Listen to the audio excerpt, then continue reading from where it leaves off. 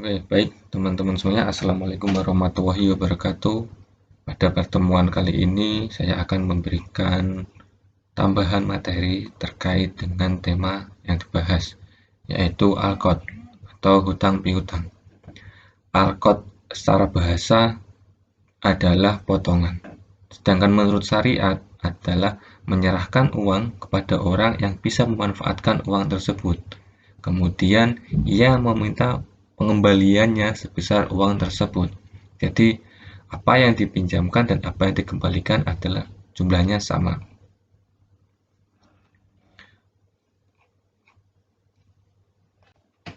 Pengertian lain, akad itu adalah memberikan atau menghutangkan harta kepada orang lain tanpa mengharapkan imbalan untuk dikembalikan dengan pengganti yang sama dan dapat ditagih atau diminta kembali kapan saja yang menghutangi menghendaki. Jadi akad akad akad itu adalah akad tolong menolong yang bertujuan untuk meringankan beban orang lain. Akad akad adalah murni akad tolong menolong dan tidak diperkenankan mengambil keuntungan dari akad tersebut. Jika ada akad akad yang menghasilkan manfaat, itu diharamkan jika diisyaratkan sebelumnya. Jadi ada perjanjian di awal ketika akan transaksi hutang piutang ini. Nah, itu tidak boleh ada terjadi syarat. Jadi kalau ada syaratnya itu termasuk riba atau diharamkan.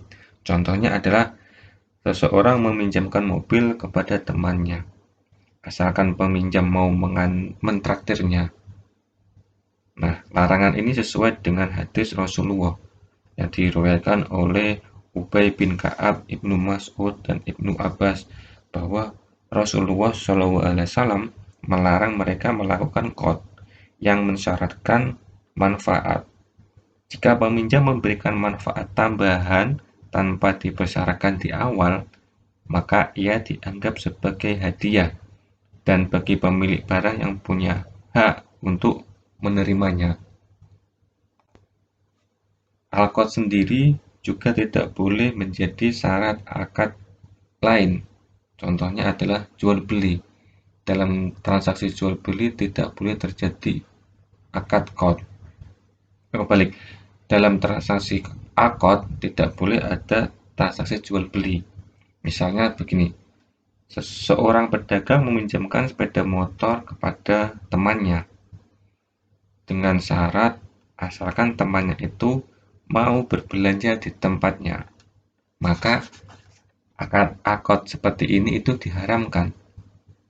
Persyaratan memberikan sejumlah kelebihan yang muncul akibat transaksi akad dipandang sebagai tindakan yang tidak menjunjung tinggi aspek kemanusiaan. Inilah yang menjadi titik kritik dilarangnya mengambil keuntungan di balik akad hutang menghutang itu. Di akad ini murni akad tolong menolong. Dasar hukumnya dalam surat Al-Hadid ayat 11. Bismillahirrahmanirrahim. Mandalladzi yuqridullaha qardon hasanan fayudha'ifahu lahu walahu ajrun karim. Yang artinya, siapakah yang mau memberikan pinjaman kepada Allah dengan pinjaman yang baik? Dia akan melipat gandakan pahala untuknya dan baginya diberikan ganjaran yang sangat mulia. Dasar hukum lain yaitu hadis Rasulullah bersabda, barang siapa menghilangkan salah satu kesulitan dunia dari saudaranya, maka Allah menghilangkan darinya salah satu kesulitan pada hari kiamat. Ini hadis riwayat Muslim. Lalu syarat dan rukun akad. Syarat akad itu ada 3. Pertama adalah besarnya pinjaman harus diketahui dengan takaran, timbangan atau jumlahnya. Jika itu berbentuk uang, ya harus diketahui berapa jumlahnya. Jika itu berbentuk barang yang bisa ditakar, harus tahu takarannya seperti apa dan timbangannya beratnya seberapa. Yang kedua, sifat pinjaman dan usianya harus diketahui jika dalam bentuk hewan. Nah, yang ketiga, pinjaman tidak sah jika dari orang yang tidak memiliki sesuatu yang bisa dipinjam atau orang yang tidak normal akalnya. Jadi, kita pinjam sama orang, padahal orang itu tidak punya apa yang akan kita pinjam. Semisal kita pinjam sama si A, si B pinjam sama si A, sepeda motor. Padahal si A itu tidak punya sepeda motor. Nah, itu tidak boleh. Jadi yang dipinjam itu harus ada barangnya, ada wujudnya. Selanjutnya adalah rukun dari akad itu sendiri. Yang pertama adalah pemilik barang. Harus ada pemilik barangnya. Kita pinjam-meminjam atau hutang, kita harus ada pemilik barangnya. Siapa pemiliknya, siapa pemilik barang tersebut, siapa nakodanya gitu kan. Lalu yang kedua adalah yang mendapat barang atau pinjaman. Nah, kalau ada peminjam-minjam, pastinya ada dua orang, ada pihak yang meminjam dan ada pihak yang dipinjami. Yang ketiga adalah serah terima. Ada serah terima barang tersebut, perpindahan dari barang yang dari A ke B atau sebaliknya dari B ke A. Itu. Yang keempat adalah barang yang dipinjamkan. Jadi harus ada wujudnya. Kalau wujudnya uang juga harus ada uangnya. Kalau wujudnya barang, hewan atau yang lainnya harus ada wujudnya. Yang pasti adalah rukun dasar itu harus terpenuhi agar akad ini sempurna. Menurut mayoritas ulama itu berpendapat bahwa akad ini tidak boleh dipersyaratkan dengan batasan waktu. Untuk apa? Untuk mencegah dalam riba al-nasi'ah. Namun demikian, Imam Malik itu masih memperbolehkan akad dengan batasan waktu. Karena kedua pihak memiliki kebebasan penuh untuk menentukan kesepakatan dalam akad. Jadi tergantung kita mau menggunakan mazhab yang siapa ya. Syarat sahnya akad adalah orang yang memberi pinjaman benar-benar memiliki harta yang akan dipinjamkan tersebut.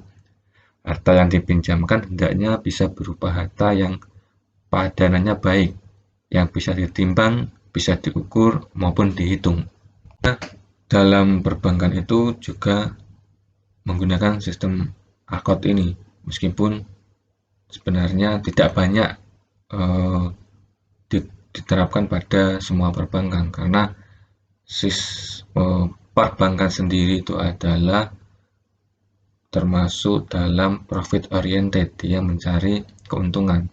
Sedangkan akad ini adalah tolong-menolong. Jadi jika ini diterapkan pada perbankan, semuanya produk-produk perbankan menggunakan akad ini, ya perbankan bukan menjadi perusahaan profit oriented, tapi dia menjadi sosial, lembaga sosial seperti lembaga zakat gitu kan. Nah, seperti apa sistem akad dalam perbankan? Biasanya itu diterapkan seperti ini. Pertama adalah sebagai produk pelengkap kepada nasabah yang telah terbukti loyalitas dan bonafiditasnya, yang membutuhkan dana talangan segera untuk masa yang relatif pendek. Nasabah tersebut akan mengembalikan sejumlah uang yang dipinjamnya itu. Jadi bank akan memberikan akad ini kepada nasabah yang memang dia sudah diketahui elektabilitasnya, profitabilitasnya sudah diketahui dan bisa dipercaya. Nah, biasanya perbankan akan memberikan akad ini. Yang kedua, sebagai fasilitas nasabah yang memerlukan dana cepat, sedangkan ia tidak bisa mencari dananya karena tersimpan dalam tidak bisa mencairkan dananya karena dananya tersimpan dalam bentuk deposito. Nah, biasanya perbankan akan memberikan pinjaman dalam bentuk akad ini. Yang ketiga, sebagai produk untuk menyumbang usaha yang sangat kecil atau membantu. Nah, jadi sistemnya tidak, peminjamannya tidak terlalu besar, yang semisal itu tidak dihitung-hitung itu tidak membuat rugi perbankan. Lalu apa manfaat dari akad itu sendiri? Pertama adalah memungkinkan nasabah yang sedang dalam kesulitan mendesak untuk mendapatkan talangan jangka pendek. Jadi jika ada nasabah yang membutuhkan uang dalam jangka pendek, biasanya ini bisa dimanfaat dalam perbankan syariah. Yang kedua, Al-Qad Al-Hasan atau Qardu Hasan. Ini juga merupakan salah satu ciri pembeda antara bank syariah dan konvensional, yang di dalamnya terkandung misi sosial di samping komersial ya. Karena perbankan syariah kan juga sebagai perusahaan profit oriented juga mencari keuntungan, tapi dia juga mempunyai misi sosial. Nah, misi sosial itu biasanya menggunakannya adalah sistem akad-akad ini. Yang ketiga adalah adanya misi sosial kemasyarakatan. Ini akan meningkatkan citra baik dan meningkatkan loyalitas masyarakat terhadap bank syariah. Kalau perbankan syariah ada misi sosialnya membantu kemasyarakatan, otomatis eh, respon balik masyarakat kepada perbankan syariah akan baik juga. Ternyata bank syariah itu tidak hanya komersil, tapi dia juga ada sisi sosialnya. Itu ya kurang lebih yang bisa saya sampaikan untuk pertemuan hari ini sebagai tambahan dalam tema akad. Terima kasih sebelumnya. Saya akhiri. Wassalamualaikum warahmatullahi wabarakatuh.